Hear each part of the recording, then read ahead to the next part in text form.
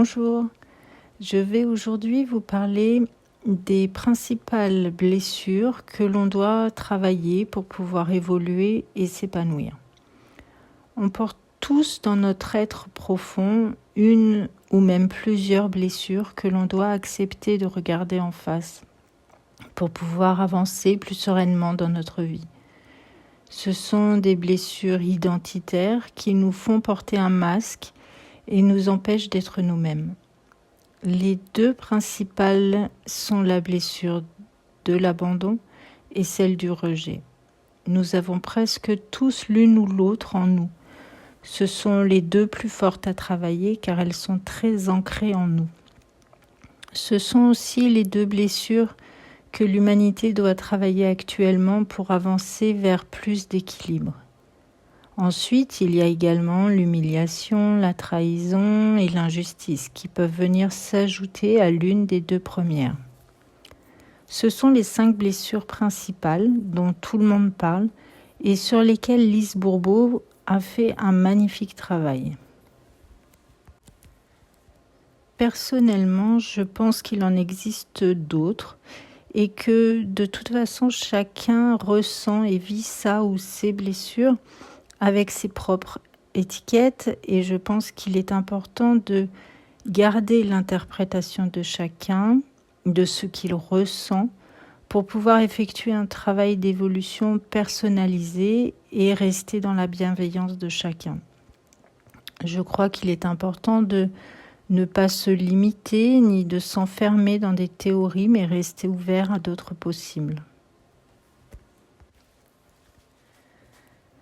Spirituellement, ces blessures ont été choisies par l'âme, car elles sont nécessaires à son évolution.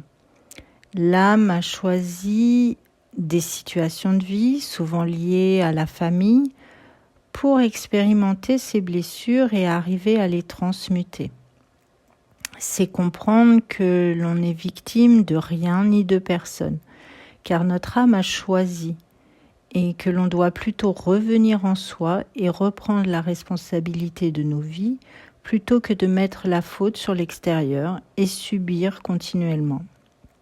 Mais que vous croyez en l'âme ou pas, ces blessures, enfin au moins une, est présente en vous. Après, à chacun de les placer selon ses propres croyances.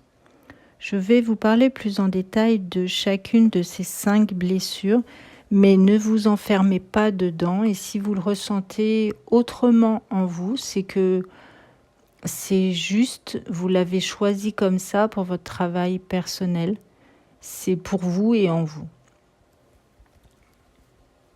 Commençons par la blessure de rejet qui est portée généralement par des personnes avec un fonctionnement, une identité majoritairement yin, des personnes qui vivent dans leur intériorité, mais à qui la vie demande d'effectuer un mouvement juste et équilibré vers l'extérieur. La personne porte le rejet et elle ressent fortement le fait de ne pas appartenir, que ce soit à sa famille par exemple ou à d'autres groupes. Elle ressent le fait de ne pas mériter l'attention d'autrui, de ne pas être aimable et d'être transparent. Si l'on porte le rejet, on aura un profil de fuyant, on a tendance à être dans l'évitement, on se fait tout petit, on ne prend pas notre place, on a tendance à éviter les choses pour ne pas souffrir. C'est une blessure qui est portée dès le départ de la vie, avec ou par rapport à l'un des deux parents. La personne qui vit ce rejet est souvent pas bien incarnée et en général plutôt solitaire.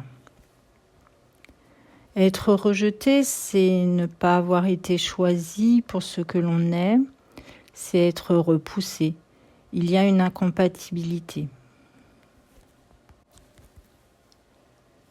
Ensuite, la blessure d'abandon, elle est portée par des personnes avec une personnalité majoritairement yang qui vit par et pour l'extérieur et à qui la vie demande d'effectuer un mouvement juste et équilibré vers l'intérieur, vers son intériorité, vers lui-même.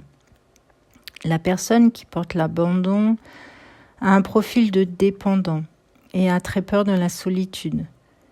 Lorsque l'on porte la blessure d'abandon, il y a un ressenti fort de manque affectif. C'est pourquoi il y a une dépendance. Souvent, avec cette blessure, on a un rôle de victime, c'est la faute de l'extérieur. On a un grand besoin de soutien, d'attention et d'appui de la part de l'extérieur. Être abandonné, c'est l'extérieur qui s'éloigne pour aller vers autre chose. C'est être quitté. C'est une blessure qui est également portée dès le début de la vie et qui est aussi en rapport avec un des deux parents. Donc, chacun d'entre nous, selon sa polarité yin-yang, portera le rejet ou l'abandon, auxquels peuvent s'ajouter l'humiliation, la trahison ou l'injustice. Chacun vivra sa ou ses blessures à un degré plus ou moins important. Et là encore, on s'aperçoit que tout est lié, que tout est interconnecté, puisqu'un travail personnel sur ces blessures d'être aidera également à faire évoluer l'équilibre yin-yang en nous et inversement. Je vais essayer de ne pas faire une vidéo trop longue, mais je voudrais aussi développer un peu sur les 3 autres blessures. La trahison est une blessure qui se matérialise dans l'enfance, avec un des 2 parents également. On vit de la manipulation, notre confiance est abusée. Si l'on porte la blessure de trahison, on a un profil de contrôlant. On croit être fort, mais au prix d'énormes efforts. On est convaincu d'avoir raison et on peut être intolérant. On a très peur de la séparation. Pour la blessure de l'humiliation, c'est une blessure qui vient également de notre enfance avec un des 2 parents. On vit un manque de liberté. On a un profil avec des traits masochistes car on a honte de soi-même. On ne s'accepte pas soi-même. La personne qui porte l'humiliation ne sait pas prendre soin d'elle-même, ne se croit pas digne et n'écoute pas ses besoins personnels. C'est souvent une personne très sensible, qui a très peur de la liberté et qui a donc tendance à s'enfermer dans des cases prédéfinies. Pour l'injustice, c'est pareil, la blessure vient de l'enfance avec un des 2 parents. On vit une demande d'être parfait, d'être dans la perfection qui est demandée sans tenir compte de notre personnalité. On a un profil de rigide, tout doit être parfait. C'est des personnes qui sont coupées de leurs ressentis, qui ne demandent pas d'aide, qui cachent ou qui font tout pour cacher leur hypersensibilité, qui n'admettent pas les problèmes et ne montrent pas leur affection. Ce sont des personnes qui peuvent paraître froides et qui a un relationnel distant.